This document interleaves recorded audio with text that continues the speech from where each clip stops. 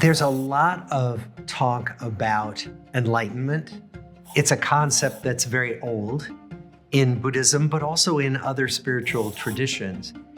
And it can mean so many different things, but in my Zen tradition, it really refers to waking up to the truth of what life is and to some of the surprising aspects of life that we don't normally see.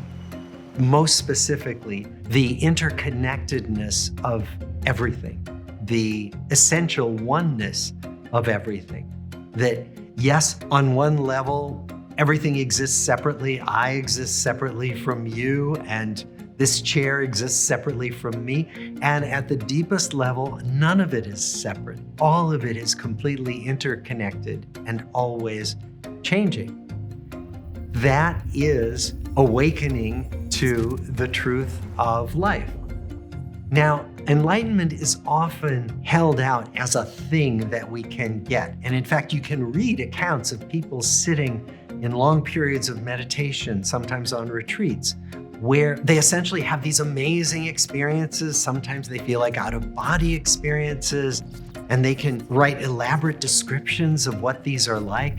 And sometimes people feel like, well, if I just have those experiences, then I'm enlightened. And if I had those experiences once, I want them back. So I want to try to get them back again.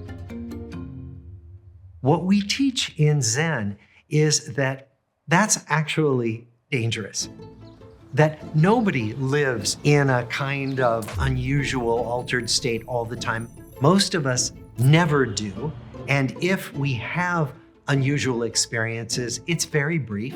An experience of, for example, complete interconnectedness and oneness cannot last. In fact, one Zen teacher did a set of interviews with people who had had enlightenment experiences, and he put them into a book, and the title of the book was After the Ecstasy, the Laundry.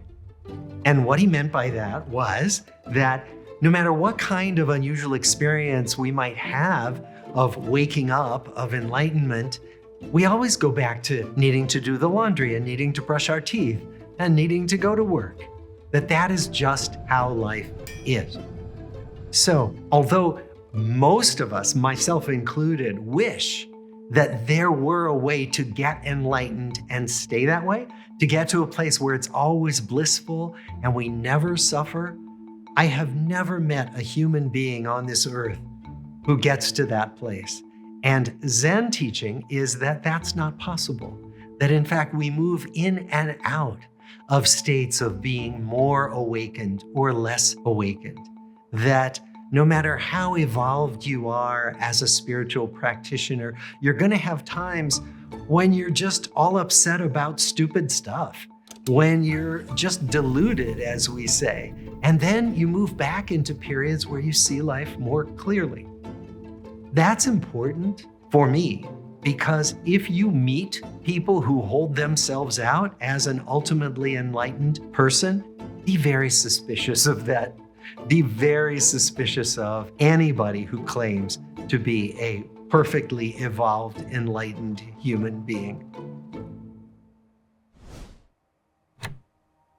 Shunryu Suzuki, a very important Zen teacher in the United States in the 20th century, was famous for saying that there's no such thing as an enlightened person, there is only enlightened activity. And what he meant by that was that no person is finally, fully, and forever enlightened. There is only this moment's activity.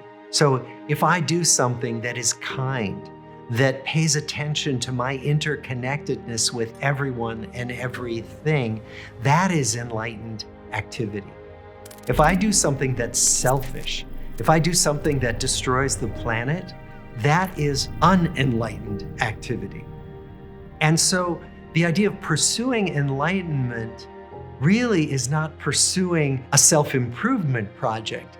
It's pursuing a way to be as compassionate as I can in each moment, to pursue enlightened activity in as many moments as I can string together in my life.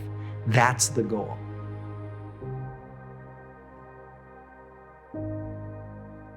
Want to dive deeper? Become a Big Think member and join our members-only community, watch videos early, and unlock full interviews.